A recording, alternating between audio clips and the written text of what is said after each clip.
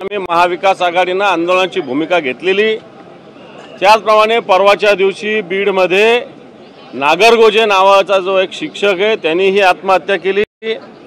या आत्महत्येचे कारण 18 वर्षांना तो एक विक्रम मुंडे यांच्या शाळेमध्ये नोकरी करत होता।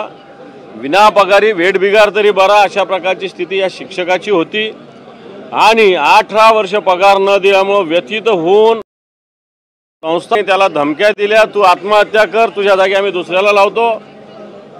मला वाटतं त्यांनी आत्महत्येचं केलेलं पत्र प्रसिद्ध झाले। धक्कादायक अतिशय हृदयद्रावक हे पत्र या शिक्षकाने लिहिलेलं आहे आणि या सगळ्या विषयाचं जर बघितलं तर याला सरकार जबाबदार आहे आणि या सरकारची सुद्धा आंदोलनाची भूमिका मी सभागृहाच्या बाहेर घेतलेली आहे आणि सभागृहात सुद्धा या संदर्भात भूमिका आम्ही घेऊ।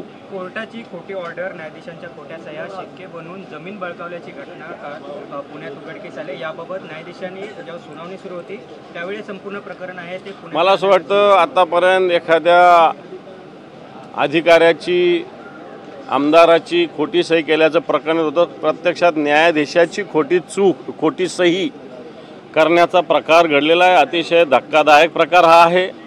जर न्यायाधीशाची खोटी जर सही केली जात असेल तर मला असं वाटतं आपण गुन्हेगारी कुठपर्यंत पोहोचलेली हे आपल्या लक्षात येईल। सर, म्हाडाच्या संरक्षण भिंतीचा घोटाळा लोकशाहीने बाहेर काढला आहे। हजारो कोटी रुपये लाटले गेलेले आहेत आणि भिंतच पाहायला मिळत नाहीये। मला असं वाटतं असं अनेक ठिकाणी घडलेलं आहे, असं अनेक ठिकाणी महाराष्ट्रात घडलेलं आहे।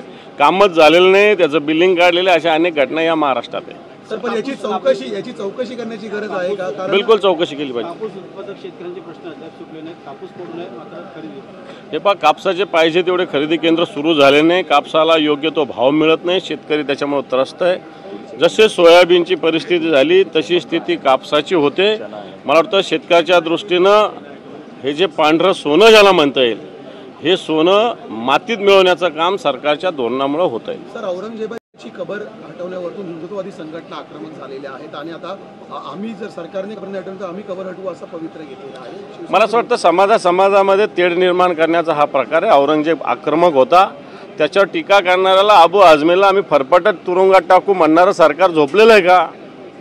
आधी या हिंदुत्ववादी सरकारने या सरकारला जबाब विचारा। जो अबू आझमी औरंगजेबाचं गुणगान गात होता, त्यांनी मंदिरं बांधली म्हणत होता, त्याला आधी फरफटत आणावं। मला असं वाटतं दुटप्पीपणेनं सत्ताधारी पक्षाने त्याच्या अंगीकृत संघटना वागतात। पण कबर हटवण्यासंदर्भात आपली भूमिका काय असेल? मला असं वाटतं आता तटकरे साहेब हिंदी में जानना चाहेंगे।